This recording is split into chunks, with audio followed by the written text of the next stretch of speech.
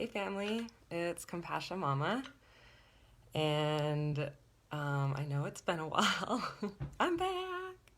I took 2 weeks off from being on social media, and before I share about my experience, I just want to use the 1111 energy to call in the fullness of my soul and to align my being with my heart and to really speak from the deepest place within me, and just to activate my third eye and allow my intuition to guide what I share. And I call upon the highest light realms to unify this field with unconditional divine love. And I now command any energies that are not in full alignment with this unconditional divine love to leave now.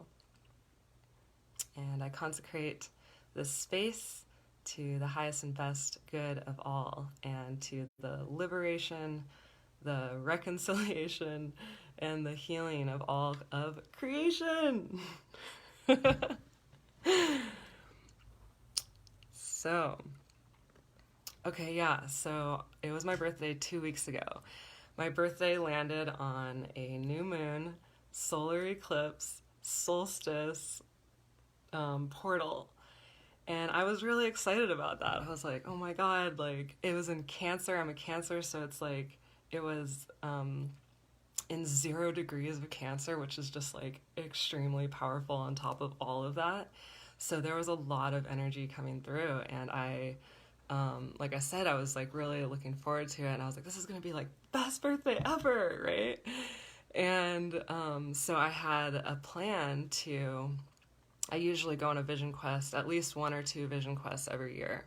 And usually I do it with a community, but sometimes I do it where I go out, I hike deep into the woods, and I spend a couple of days.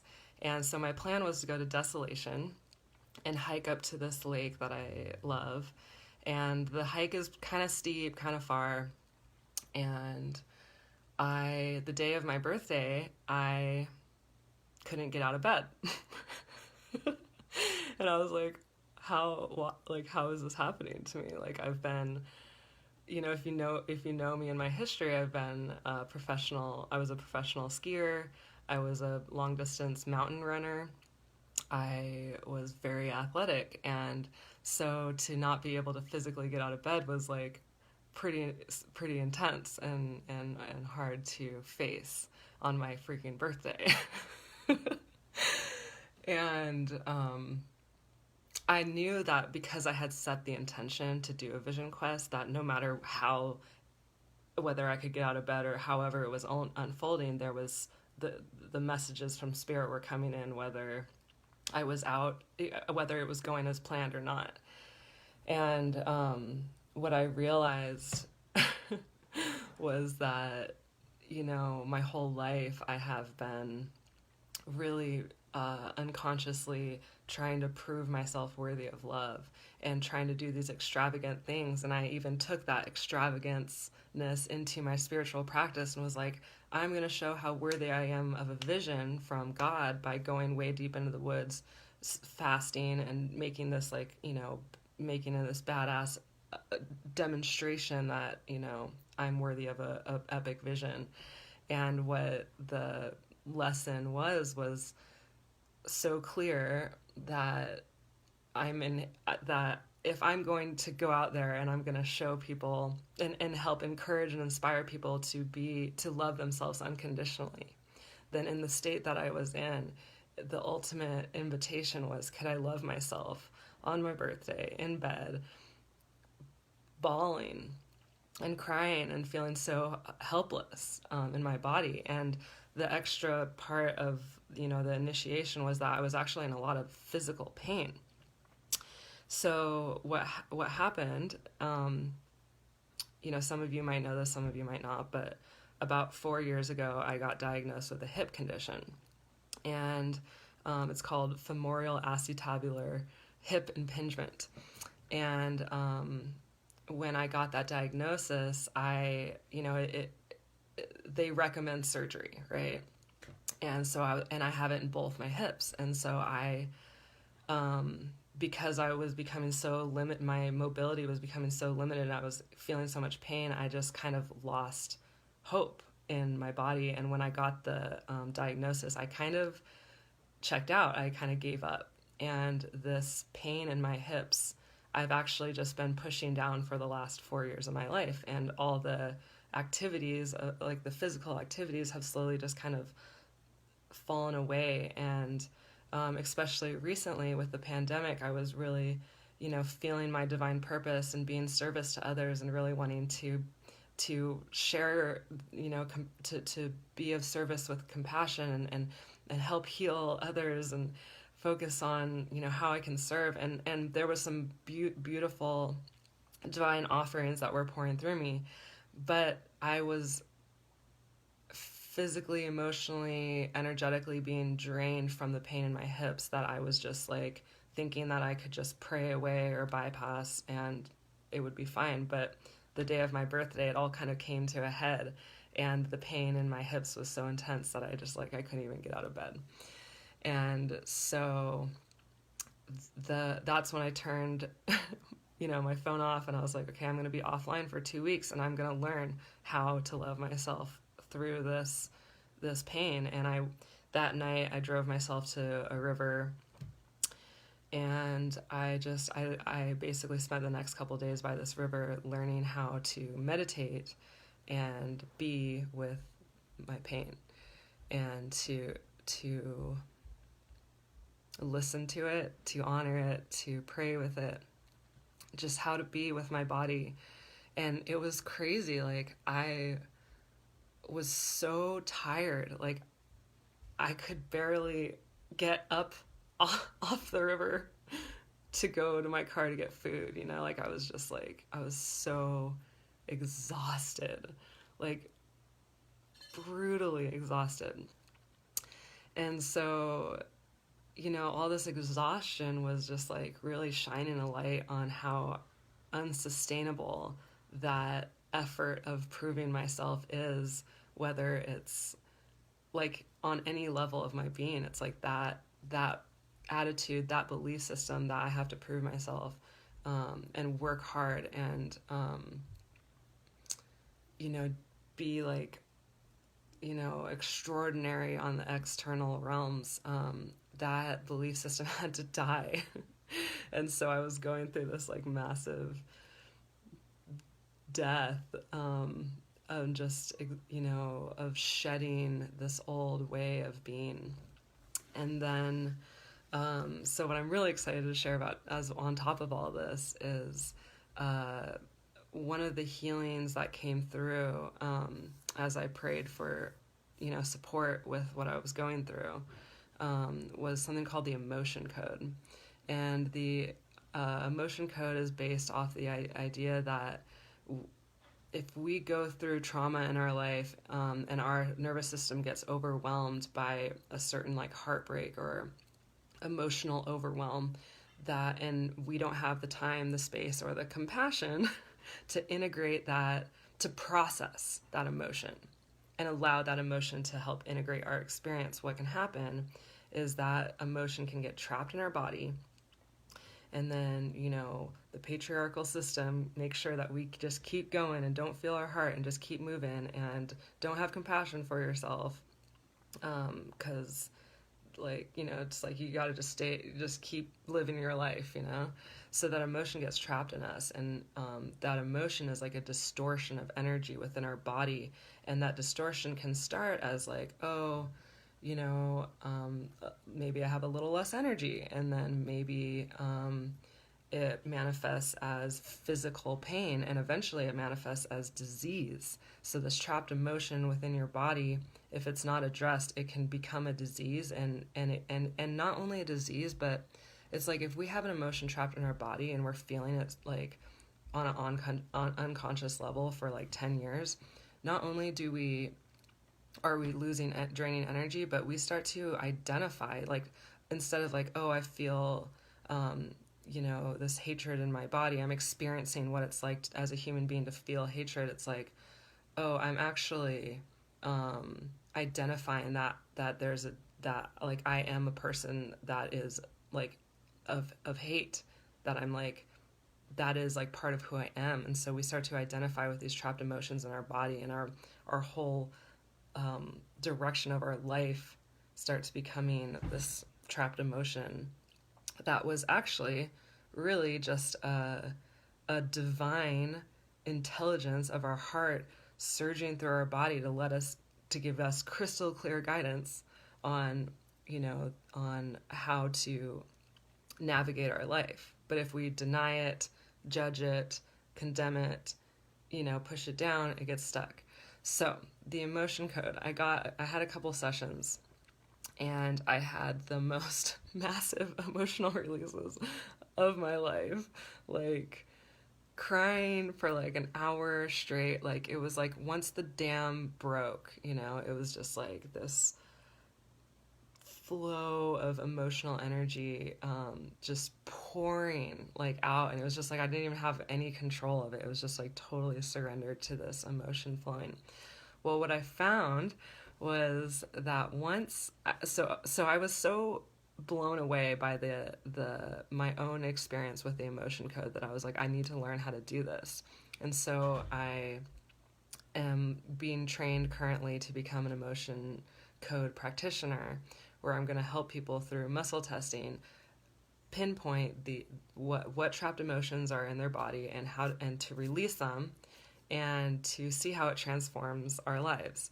So I started doing the emotion code on myself, and I started to release emotions that have been trapped in me my whole life, emotions that I had inherited from my ancestors.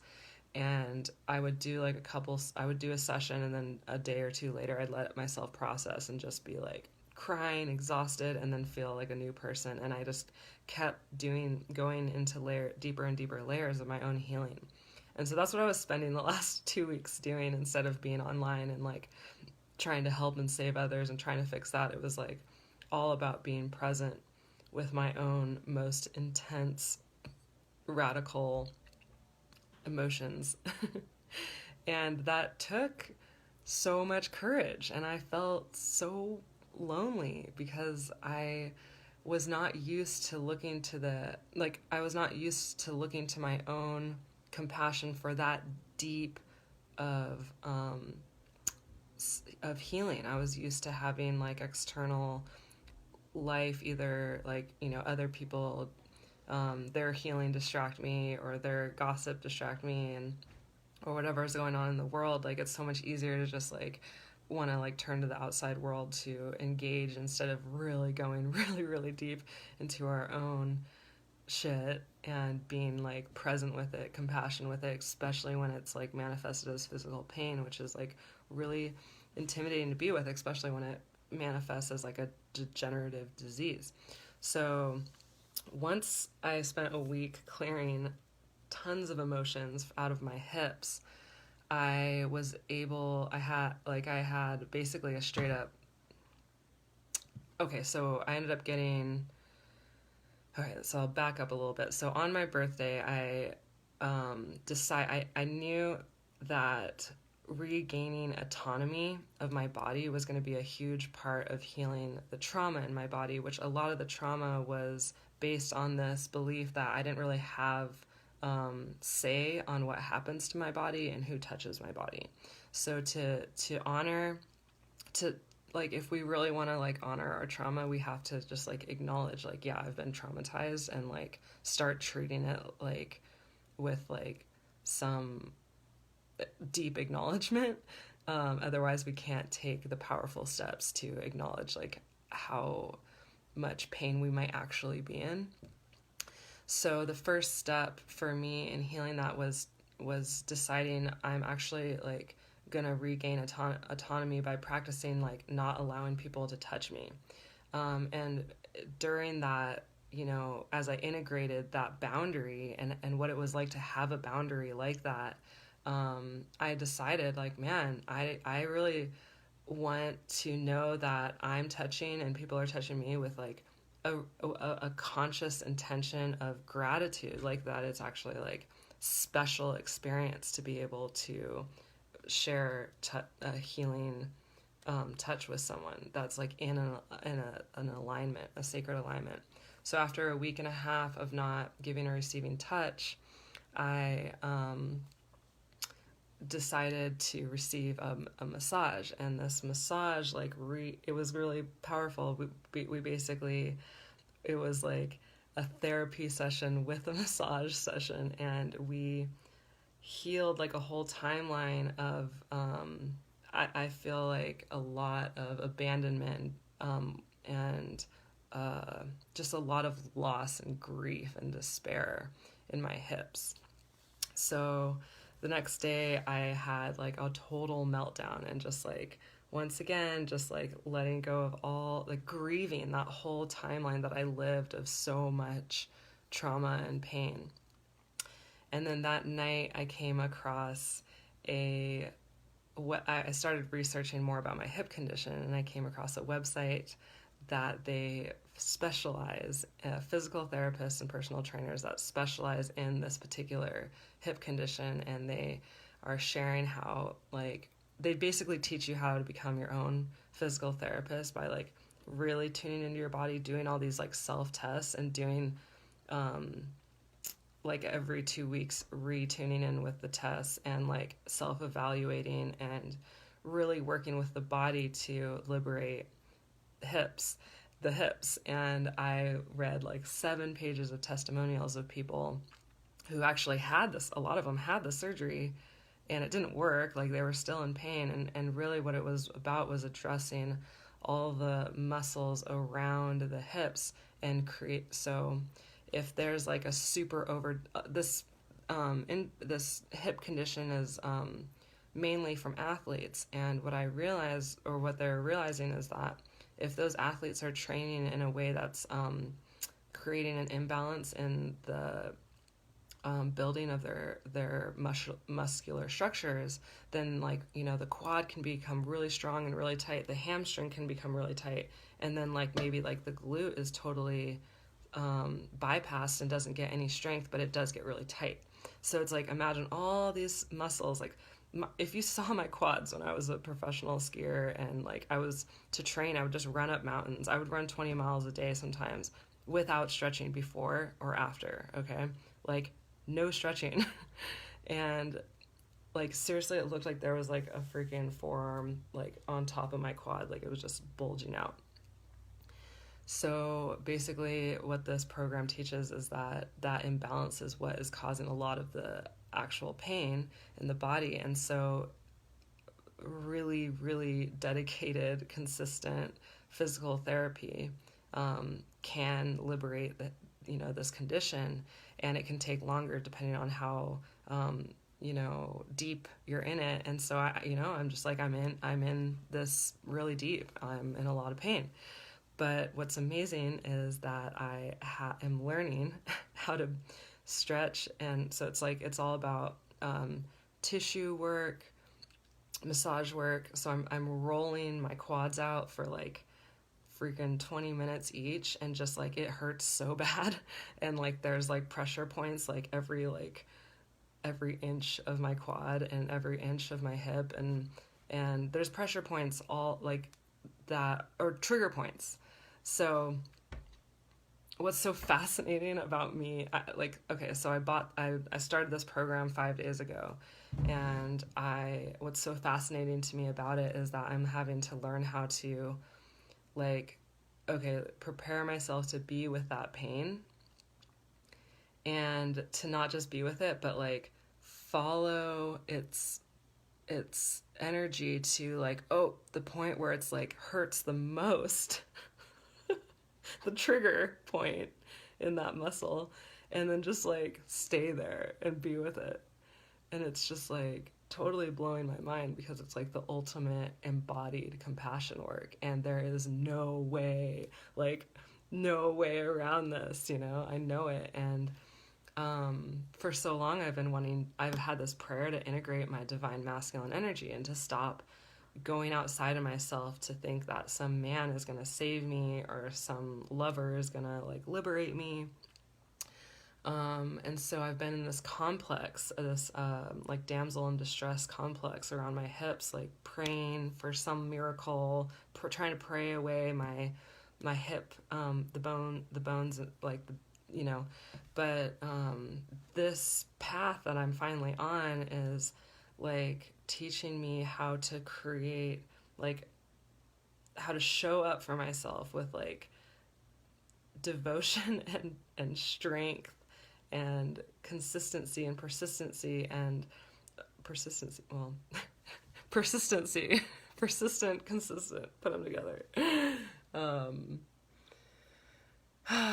so it's like it's a really intense time for me, and it's really divine. It's like really beautiful and important time for me. And so what I'll do when it's time to do my PT, which is like feels like I basically, once I start stretching, I feel like I need to stretch all day. But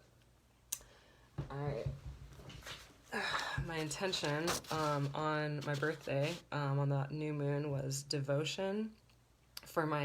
It was like the divine feminine quality that I wanted to plant was devotion, and the divine masculine quality was conviction. And so my prayer when I'm going into my hips is, I have come to listen with devotion to my body and conviction in my heart, bravely rebuilding from the inside out, blessing my body with the redemptive power of acceptance and appreciation. This is my holy work. I'm here to save myself. So I hope that inspires you to become your own savior, and to realize that there is no man that's going to float from the sky to come, bless you and pew. It's like you are that Christed being. When we reclaim the word Christ, really what Christ means is the holiness of form. So what we get to awaken to in this golden age is that we are all Christed beings. And it's not an energy that we go do a training and we all of a sudden like get our certificate of being a Christed being. No, it's like surrendering into the remembering that's like it's already within us. There's like divine genomes within us that are like totally madly devoted to us and madly in love with us, loves us unconditionally, like totally unconditionally. And that's actually already within us. So we could even have the most like beautiful lover, the most powerful partner. But if we haven't ignited that divine genome within us continuously, it's dormant unless we consciously activate that remembrance within us. And we're like, like my soul, I'm calling my soul into my body so I can like be an embodiment of that Christed soul being. Until we do that, then we're going to be just like, half awake to our power. And that half awakeness is actually pretty like brutal place to be. There's a lot of like division and like confusion and like back and forth. So it's like, it's worth it to start moving more and more to like not half awake, but like fully awake. And it's not like easy, as you probably have noticed, but there's no way around it. We gotta go, we gotta go in, we gotta go all the way in. So I'm just gonna share, I made this vision board and I'm just going to share some of it. And so when I do a vision board, it's like, sure, it's manifestation, but it's not manifestation of anything outside of myself. Like all my vision board stuff is like based on like my own, like what energies I want to cultivate and like embody in this lifetime. So, let's see here. So, the first archetype is right here is the girl on with the sword, and this archetype is basically speaking to the damsel in distress, or um, like the princess who's like waiting for someone else to save her. So the liberated version of the damsel in distress is like our own savioress, and also the wounded healer, where it's like, you know, they're taking action for their own healing. They're like standing up for themselves. They're claiming their sacred right to be here. And so I wrote, be joyously bold, or I didn't write, the universe orchestrated. Be joyously bold, empowering divine breakthroughs, keeping strong and healthy discernment. I just dig deep, feel into my holy work, and return to integrity again and again. I can save myself. So that's the first archetype that I'm liberating, is the damsel in distress to the savioress. And then the next archetype that I've been working with within myself is basically what I was realizing in that 2 weeks of time away was my codependent, the ways of that that my trauma has created codependency and people pleasing. And I laugh because I really like to I almost tease myself with a lightheartedness of compassion, that I was straight up a genius professional people pleaser and that I'm healing from that. And so what is the medicine for healing codependency and becoming sovereign and empowered and authentic? So what came together was a living voltage passion, urges, greater inclusion. So when I first think greater inclusion, and we might think, okay, in the collective there's a need for greater inclusion, which is very true. But how are we going to lead that truth if we haven't embodied it within ourselves? So it's how can we advocate for greater inclusion within our own being? What part in us needs a voice, needs to be heard, needs to be acknowledged, needs compassion, needs empathy, needs resurrection, needs some support from us, needs our consciousness. So it's a passion within us. So my passion was, ignited from my own physical chronic pain. It's that pain was a really, you can't really ignore it. It's really, I mean, I tried, and eventually, you have you either get a disease, or for me it was panic attack, I'm losing my shit, I need to face myself. Okay, so then I wrote then it came together as filled with softness, confidence, and devotional strength in a powerful balance.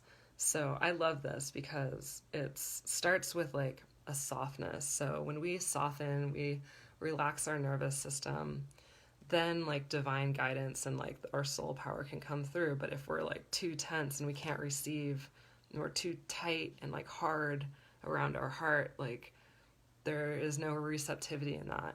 Not even from ourselves. We can't even receive from ourselves, let alone the world. So filled with softness first.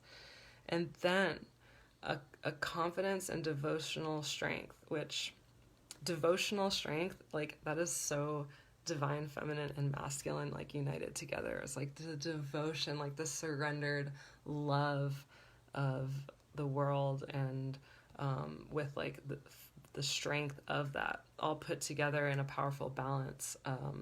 So, when we soften and we receive compassion, we can move with that confidence that it's well, I can be pretty confident in what I'm doing because I know I'm in full alignment with compassion, which is a universal energy that is here to serve humanity.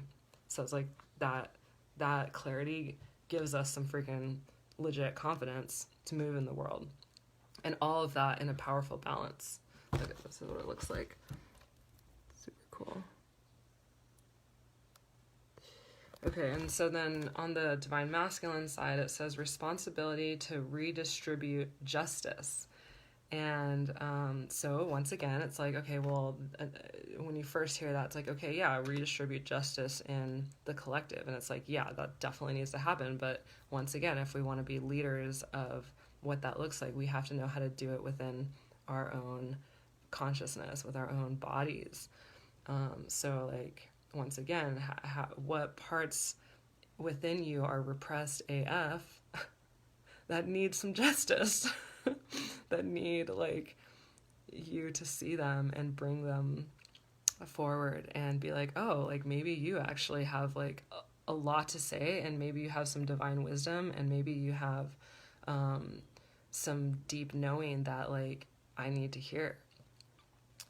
Okay, like, and then, you know, like step out into the world and see that the people in this world that are that are really repressed, like maybe they have some freaking like beautiful information for the collective that is super needed, not just like appreciated, but like actually like really needed.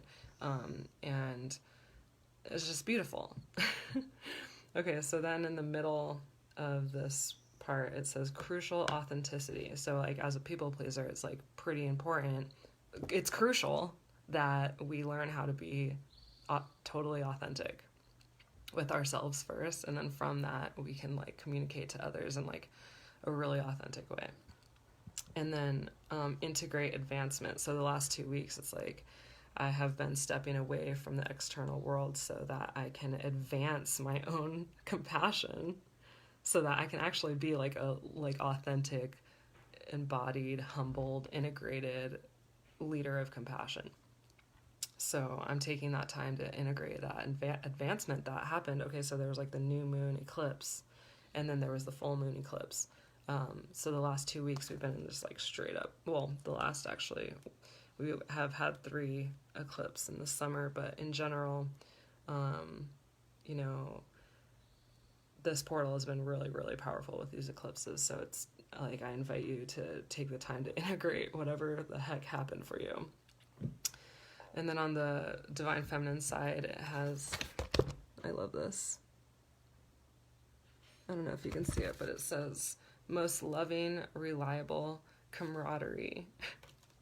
I was like, what would it be like to cultivate loving, reliable camaraderie with yourself all the time?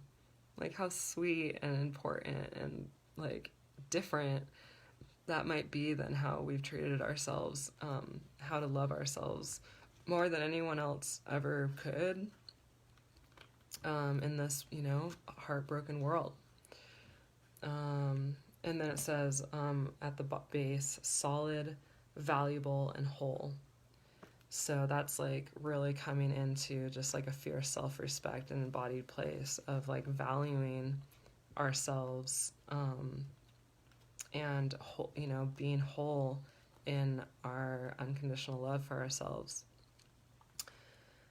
Okay, and then you know, after all these codependent relationships and broken hearts, I created at the bottom a picture of like a divine union of what I like an ideal soulmate relationship would feel like for me. And so it says they hold me to their core. And so like with this, it's like my intention is to manifest this within myself first and like feel it for myself first, and just really like focus on that cultivation.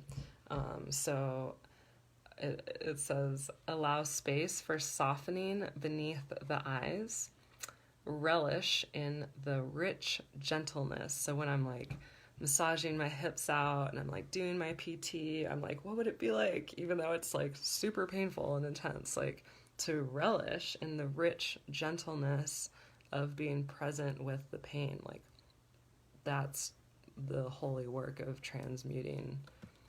And I really think that that's where a lot of deeper wisdom and compassion is going to come from me.